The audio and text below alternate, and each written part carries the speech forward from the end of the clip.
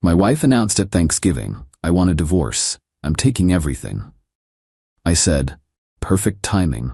Then I revealed the gambling addiction I'd been documenting for months.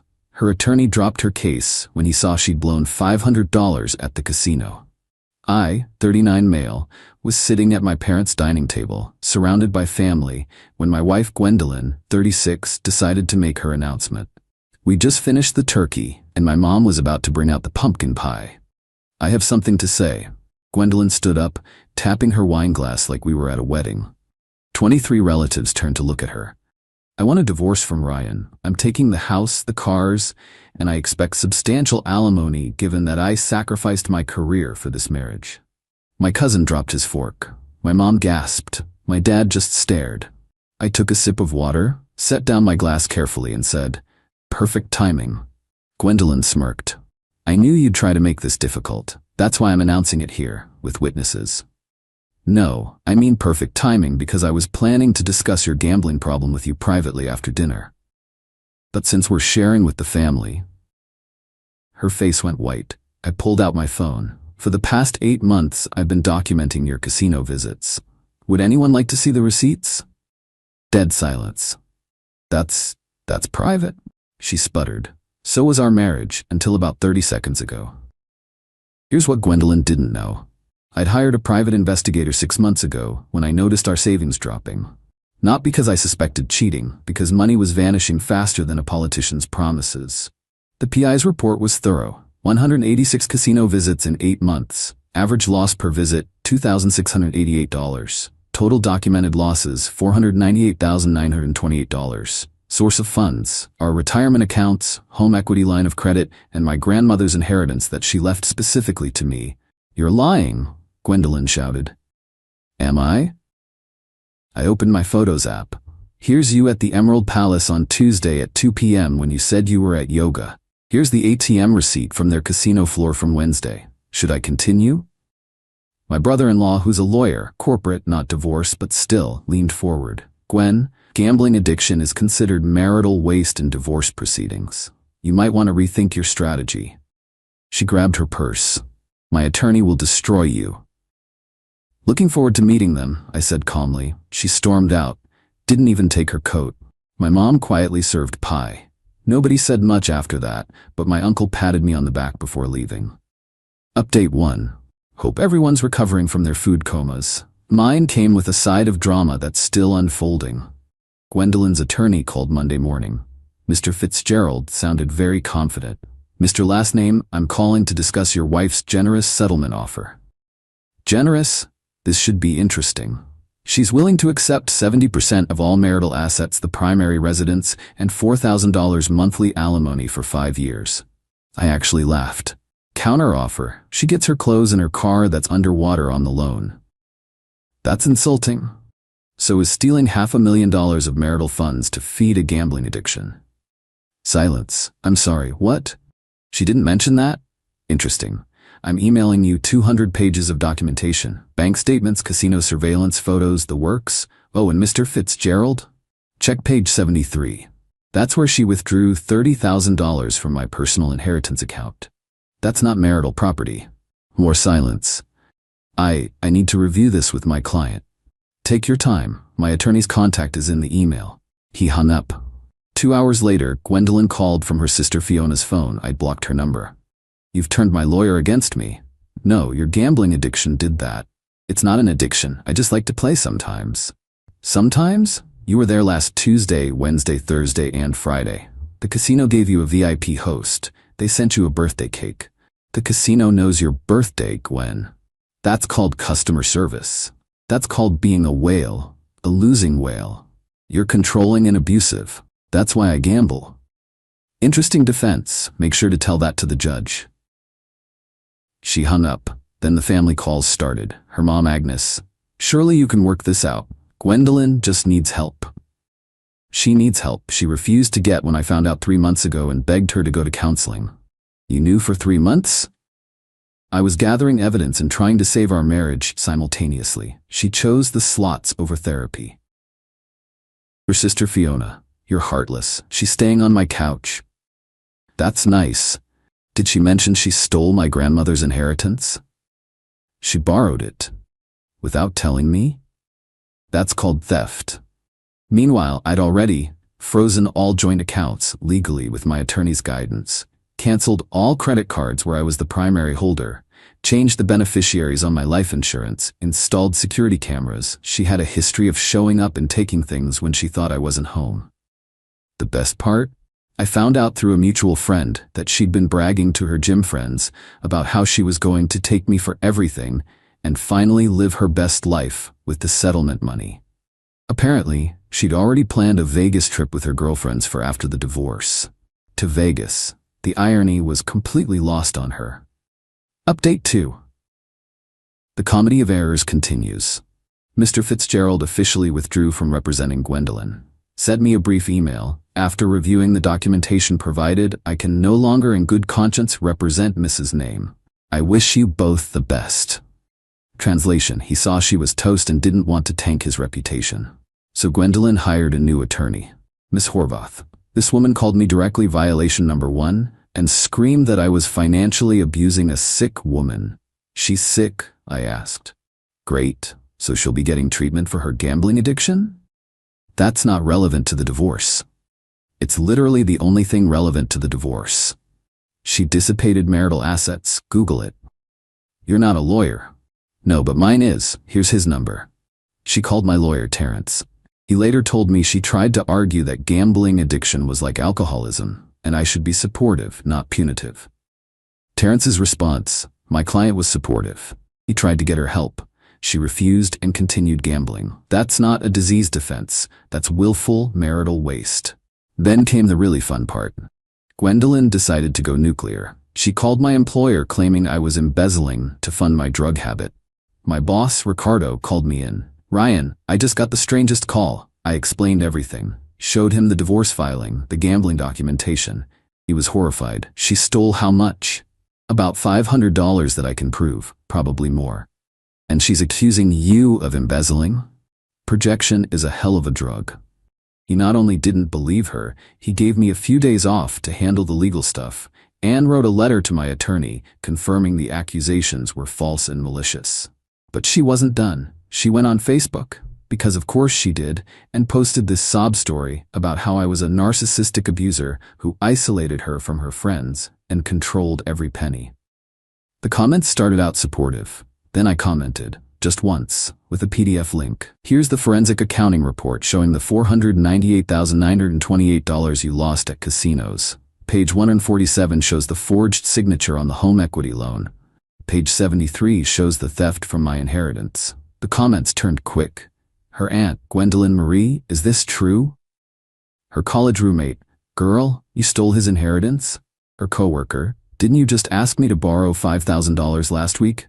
The post was deleted within an hour, but screenshots are forever, and my lawyer added them to our evidence file.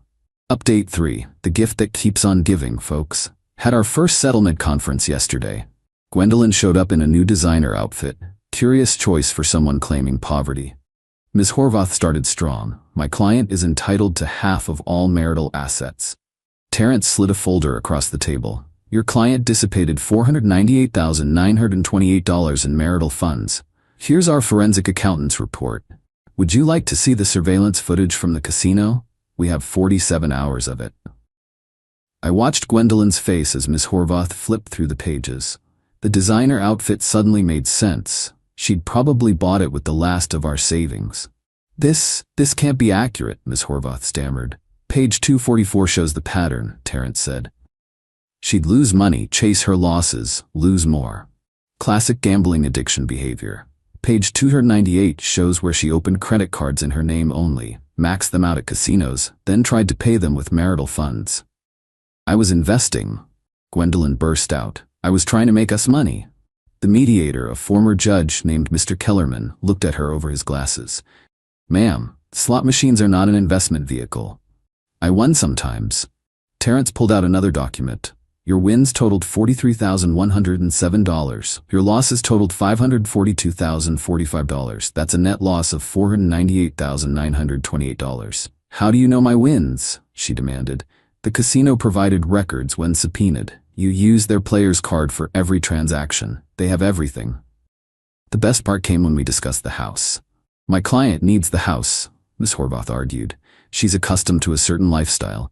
The house that has a $180,000 home equity loan on it that she forged my client's signature to obtain. Terrence asked. That house? Gwendolyn went pale. That's not, I didn't. Terrence produced the loan documents and the signature comparison from our handwriting expert. Forgery is a felony, Mrs. Name. We haven't pressed charges yet. Miss Horvath asked for a recess. They were gone for an hour. When they came back, her entire attitude had changed. What's your offer? She asked quietly. Terrence laid it out. She gets her car, worth $8,000, owes $14,000 on it, her personal belongings, her retirement account, worth $11,000 after she rated it, no alimony, she pays her own attorney fees, she's responsible for the gambling debts in her name. In exchange, we don't pursue criminal charges for the forgery or civil charges for the theft of my inheritance. This is extortion, Gwendolyn shrieked. Mr. Kellerman shook his head. No, ma'am, this is consequence. Miss Horvath whispered urgently to her. Finally, Gwendolyn grabbed the pen and signed. Threw it at me actually, but she signed. Update 4. Thought it was over? So did I. But Gwendolyn couldn't let it go. Last month, she did something that still makes my lawyer laugh. She tried to sue me for intentional infliction of emotional distress because documenting her gambling violated her privacy and caused her reputational harm. Her new lawyer, attorney number 3 for those counting, was some ambulance chaser named Mr. Brennigan who probably got his law degree from a cereal box. They filed this lawsuit claiming I maliciously stalked her and invaded her privacy by hiring a PI.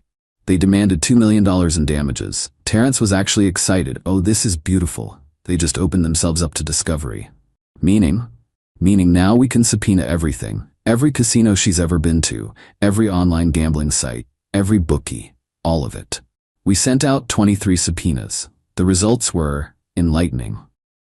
Remember how I said she lost $498,928? That was just at the main casino. Turns out, online gambling losses $73,420, other casinos $31,256. Sports betting apps, $18,932. Those scratch-off tickets she bought obsessively, approximately $12,000. Total $634,036. But wait, there's more. One casino's records showed she'd been banned from their premises 2 years ago for attempting to count cards at blackjack, badly. Another showed she'd taken out 3 cash advances on credit cards I didn't even know existed. But the nuclear bomb was her sister Fiona's deposition. Terrence, has Mrs. Name ever discussed her gambling with you? I plead the 5th. This is a civil case. You can't plead the 5th unless you're admitting to criminal activity. Oh, then no. I have text messages here between you and Mrs. Name. Should I read them? She might have mentioned it. Did she ever borrow money from you? Yes. How much? About $20,000. For what? She said it was for IVF treatments. Was it? No. Even better, Fiona revealed that Gwendolyn had been gambling since before we got married. She'd hidden it during our dating years, gone clean for about a year after the wedding, then relapsed hard. When confronted with this mountain of evidence, Mr. Brennigan tried to withdraw from the case. The judge wouldn't let him. You filed this frivolous lawsuit, counselor. You'll see it through. The judge not only dismissed the case but awarded me legal fees. All of them, including the divorce. Gwendolyn now owes me $43,000 in legal fees. Final update. Time for the wrap-up of this absolutely insane journey. The divorce has been final for 3 months. Here's where everyone landed. Gwendolyn, living with her mother, Agnes, who makes her attend Gamblers Anonymous twice a week as a condition of free rent. She's working as a receptionist at a dentist's office. Her wages are being garnished for the legal fees she owes me. The plot twist? She's actually doing better. My former brother-in-law mentioned she's been clean from gambling for 4 months. Good for her, genuinely. Just wish she'd accepted help when I offered it instead of stealing my inheritance. Agnes, her mom, apologized to me last month, sent a long letter about how she enabled Gwendolyn's behavior by always bailing her out. She's in therapy now too. Fiona, her sister, Still won't talk to me, but did send back the $3,000 Gwendolyn had hidden at her house. Respect. The casino had to laugh at this one. They sent Gwendolyn a "We miss you" mailer with $500 in free play credits. She forwarded it to me with a note. Thought you might find this as darkly funny as I did. I'm 127 days clean. Me? I'm doing well. Sold the house, made a nice profit even after paying off the fraudulent HELOC, bought a smaller place closer to work, started dating again, met a teacher named Penelope who thinks this whole story is better than Netflix. The inheritance money is gone forever, but I've made peace with it. Grandma always said, never gamble more than you can afford to lose. Guess I accidentally followed her advice by marrying Gwendolyn. Started volunteering at a financial literacy nonprofit, sharing my story as a cautionary tale. You'd be amazed how many people have similar experiences but are too ashamed to talk about it. The lawyers. Mr. Fitzgerald sent Terence a bottle of wine with a note for saving me from that nightmare of a case. Ms. Horvath apparently doesn't take gambling-related divorces anymore. Mr. Brennigan was sanctioned by the bar for filing frivolous lawsuits. Terence framed the dismissal order from Gwendolyn's emotional distress lawsuit. It hangs next to his law degree. The friends. Our friend group split predictably. Her enabler friends who knew about the gambling and said nothing, they're out of my life. The ones who were as shocked as I was were closer than ever. They even made me a cake on the anniversary of the Thanksgiving announcement that said, perfect timing and frosting. Lessons learned. 1. Trust your gut when money starts disappearing. 2. Document everything before confronting. 3. Never underestimate the power of a good forensic accountant. 4. When someone shows you who they are at Thanksgiving dinner, believe them.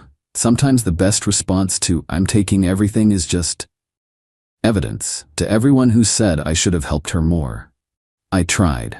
For 3 months before that Thanksgiving, I begged her to get help, offered to pay for therapy, go to GA meetings with her, anything. She chose the casino. Every single time. To everyone who said I was too harsh, she stole my inheritance from my grandmother. She forged my signature. She lied for years. There's compassion, and then there's being a doormat. Last thing, got a text from an unknown number last week. It was Gwendolyn's GA sponsor.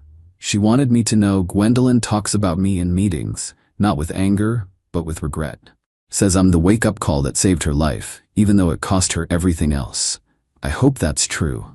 Addiction is horrible, but stealing $634,536 from your spouse and then trying to take more in the divorce? That's not just addiction. That's entitlement mixed with delusion. Oh, and that Thanksgiving announcement? My mom still brings it up. Remember when Gwendolyn thought she was being clever? Yeah, Mom. Perfect timing indeed. Edit. Since people keep asking, no, I didn't plan the reveal. I was going to talk to her privately after dinner about getting help. When she stood up and announced the divorce demanding everything, I just reacted. Sometimes the trash really does take itself out. Edit 2. The casino photos weren't stalking. The PI was perfectly legal. When someone's stealing your money, you're allowed to investigate where it's going.